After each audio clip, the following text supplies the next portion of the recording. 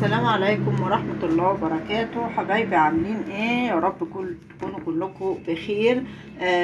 معاكم رندا محمد، قناة ملذ وطاب. النهاردة هنعمل ايه؟ هنعمل صنف حلويات شرقي، بس ده بيبقى مشكلة. ناس كتير قوي تقولك الحاجة لما بعملها بتطلع بايظة مني، اللي هي ايه؟ البسبوسة. ناس كتير قوي تقول لا انا بشتريها جاهزه وبدفع فيها فلوس قد كده عشان ما بتبقاش حلوه، بتاعه البيت مش هتبقى حلوه. لا والله هتبقى حلوه، بس تابعي معايا التركات والحركات بتاعه ملذ وطاب، هتطلع معاكي احلى صينيه بسبوسه مرمله ودايبه دوبان. وبس انتي بقى لما تعمليها ابقي ادعيلي.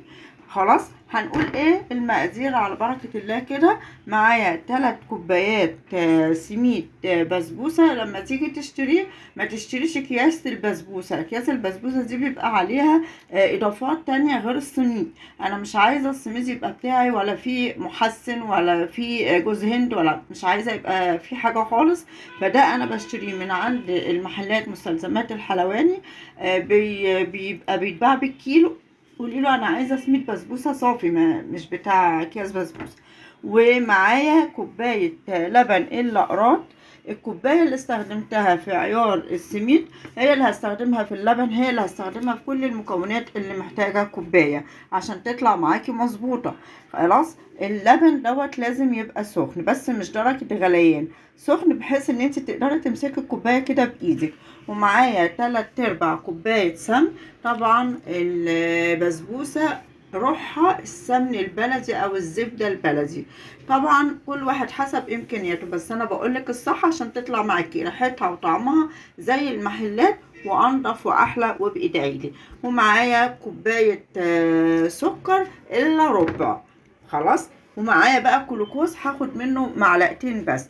هنبدأ بقى على بركة الله، وهنعمل تركاية أول مرة يمكن تشوفيها في عمايل البسبوسة.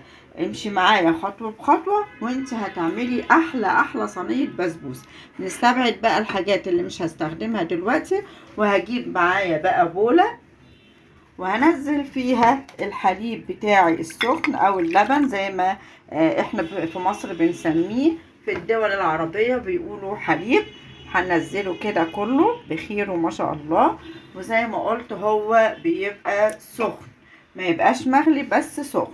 وهنزل بمعلقتين جلوكوز. طبعا الجلوكوز بيبقى صعب شوية ان انت بتنزليه، بس هننزله ان شاء الله اهو كده.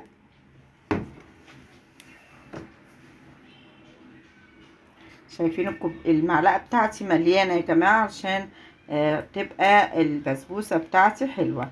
وهاخد بقى المعلقة التانية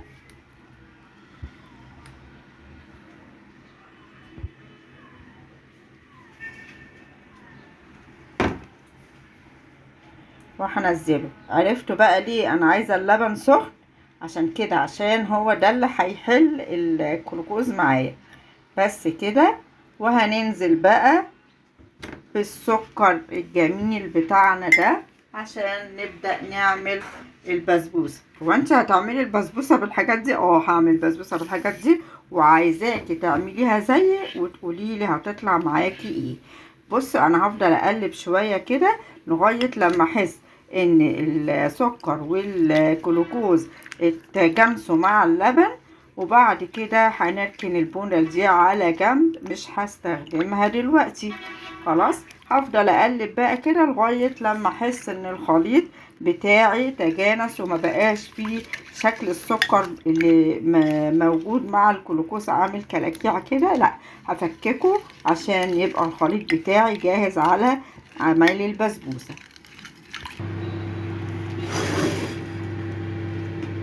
جبت بقى البوله بتاعتي وهنزل فيها بالثلاث كوبايات سميد زي ما قلت لكم. الكوبايه اللي هعاير بيها السميد هي اللي هعاير بيها السمنه، هي اللي هعاير بيها السكر. خلاص، هنزل بقى بالكوبايه الا ربع كده زبده او سمنه. بس انا بحب الزبدة عشان خاطر، او سمنة بلدي برضو حلوة، بتخليها جميلة جدا جدا جدا. وريحتها بقى ما اقولكوش لما هتعمليها وتجربيها. بس ما تنسيش زي ما قلت تدعي لي وتقولي لي طلعت معاكي شكلها ايه. هنقلب بقى تقليب بسيط خالص. انا عايزة كل السميد دوت يتشبع بس بالسمن، انا مش بعجن. واخدين بالكم بقى في حاجة بقى هنعملها كده شوية مع بعض اهو. هنعمل ايه؟ هنعمل بايدينا عشان اضمن ان كل السميد بتاعي اتشرب بالسمن. عارفين حاجة العيد كده القراقيش والمنين والكلام ده لما بيتعمل بنبقى ايه؟ بنعمل بايدينا. انا بقى هعمل بقى دلوقتي بايديا علشان تطلع حلوة اوي. بصوا اهو، انا مش بعجن يا جماعة، انا بايه؟ بشبع السميد بالسمن. مش عايزة جزء من السميد يبقى ناشف وما فيهوش سمن. بصوا بقى عامل زي الرملة ازاي. بصوا كله اتشبع بالسمن بتاعي علشان ايه؟ يبقى جميل معايا. و بصوا اهو خلاص كده. خلاص هنعمل ايه بقى؟ هنجيب بقى السوائل اللي احنا عملناها، اللبن والسمن والسكر والجلوكوز، هنحطهم بقى على السميد بتاعنا. يلا بينا نجيب البولة التانية ونحطها عليه. كده السميد بتاعي بقى جاهز، عملته شبعته كله بالسمنة او الزبدة. ودي البولة اللي انا كنت حاطة فيها اللبن كوباية الا ربع، ومعلقتين جلوكوز، وتلات ارباع كوباية سكر. بقلبهم كويس وهنزل بيهم بقى على السميد بتاعي اللي متشبع بالسمن كده. هقلب بقى السميد كده بالسوائل بتاعتي اهو كده. ما بعجنش. بصوا انا بقلب، كل ما تعجنيها وتحركيها كتير ما بتبقاش حلوة. البسبوسة ما بتتعجنش. انا بصوا بقلب عشان الخليط كله يتجانس مع بعضه. بصوا انا ما بعجنش اهو كده كده اهو، تبقى معايا زي الفل. طبعا هجيب بقى صينية بقى مدهونة من نفس الزبدة او السمنة البلدي اللي انت عاملاها، وهننزل بالخليط كله عليها. يلا مع بعض هننزل بالخليط. خلاص حطيتها، بعمل كده مرتين. وهنزوقها بقى، عندك سوداني، عندك مكسرات، ما عندكيش وبتحبي تاكليها كده، كل واحد بقى حسب مزاجه. انا عندي شوية لوز هعملهم بالشكل ده. وحاولي وانت بتحطي المكسرات ما تجيش ناحية العلامة اللي انت هتبقي بتقطعي بيها القطع بتاعة البسبوسة، عشان ما تتقطعش معاكي وتبقى مش مظبوطة. خلاص هنكمل بقى الصينية وارجع لكم. حطيت المكسرات بتاعتي، بدأت اولع الفرن عشان يبقى سخن. انا مش حاطه فيها اي ماده رافعه ولا خميره ولا بيكنج باودر ولا اي حاجه. بس في تركايه بقى اعمليها معايا كده. بعد ما تعملي البسبوسه هنسيبها في الصينيه ونغطيها لمده 10 دقايق. طبعا الفرن يبقى شغال. وانا بقى سايباها 10 دقايق كده. هنعمل معاه مع بعض الشربات، لان انا عايزه الشربات بتاعي يبقى سخن وانا مطلعه الصينيه من الفرن. الاتنين يبقوا سخنين، مفيش حاجه فيهم بارده.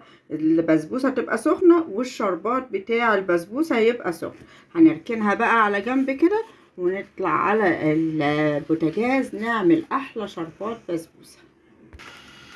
شربات البسبوسه السكر بيبقى قد الميه. يعني انا هنا المقدار دوت هيبقى كوبايه ونص سكر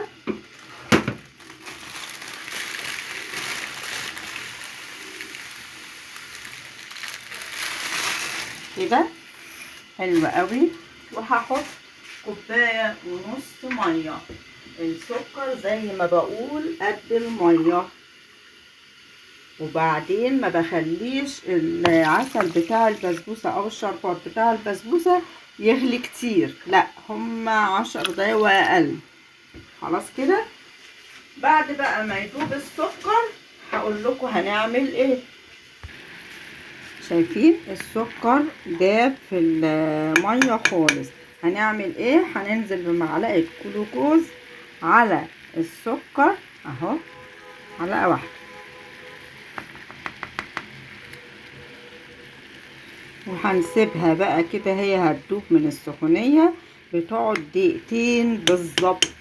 مش عايزه العسل بتاعي او الشربات يتقل، انا عايزاه. بصوا هي بتدوب ازاي، الجلوكوز بيدوب بسرعه في الميه. نحسب بعد ما نحط الجلوكوز دقيقتين ونطفي النار على طول. وهو سخن هكون مطلعه الصينيه بتاعه البسبوسه واحط الاتنين على بعض وهم سخنين. عدوا الدقيقتين، طفيت النار. هعمل ايه؟ هحط بقى شوية فانيليا كده. اوعي تكتري الفانيليا عشان ما يبقاش طعم العسل او الشربات حراق معاكي. الفانيليا بتخلي فيه اكن الحاجة فيها شطة. بس كده خلاص. والبسبوسة قربت اطلعها من الفرن. شايفينها؟ قمر قمر قمر. طلعت من الفرن بنارها، بنار الفرن، والشربات بتاعي سخن. واسمعوا احلى تش. سامعين؟ احلى تش فيها. هي هتشرب العسل كله على فكرة. المقدار ده على قدها. لو انت عايزاها بقى طرية كده وحلوة، انا بحبها كده طرية وحلوة، بروح بقى بعد ما احط الشربات عليها كده. هي هتشربه دلوقتي وهتبقى بقى بسبوسة جميلة جميلة جميلة. زي ما انتوا شايفين شربة العسل مفيهوش نقطة عسل فوق الوش. ورحت مقطعاها. انت بتقطعيها بقى حسب مزاجك. في تركاية بقى انا قلت في الاول، لو انت عايزاها طرية كده وحلوة غطيها 10 دقايق شوية كده مع نفسها. عايزاها وشها كريسبي ما تغطيهاش. لكن انا بحبها تبقى مرملة وطرية ودايبة دوبان كده في الزبدة السايحة النايحة. خلاص هنسيبها بقى هنا 10 دقايق وتكون هديت كمان عشان اطلع لكم قطعة منها اوريكم حلاوتها وجمالها. بصوا طالعة عاملة ازاي. شايفين الحلاوة؟ والله العظيم احلى من كده مفيش. بصوا خدت قطعة. القطعة هي حلوة قوي المقاس دوت. لو انت عايزة تكبري بقى براحتك، عايزة تصغري براحتك، بس القطعة كده جميلة جدا. وطعمة طعمة طعمة وريحتها جايبة اخر الشارع زي ما بيقولوا. لو وصفة البسبوسة النهاردة عجبتكم ما تنسونيش في اللايك والشير، واللي ما اشتركش في القناة يا ناس يشترك. طبعا في مفاجأة هتتعمل بس مش هقول لكم عليها عشان طبعا هي مفاجأة. هتتعمل على الفيس وهتتعمل على القناة. حاجة الناس مستنياها من سنين خالص. مش هقولها دلوقتي، هتبقى قنبلة ملذة وطاب. انتظروني الفيديو اللي جاي هقول لكم ايه هي القنبلة. بس خلوا بالكم على نفسكم وعلى صوابعكم. مع ملذة وطاب هتلاقوا فيها ألذ الأكلات وأطيب الوصفات. أقول لكم في رعاية الله. سلام عليكم.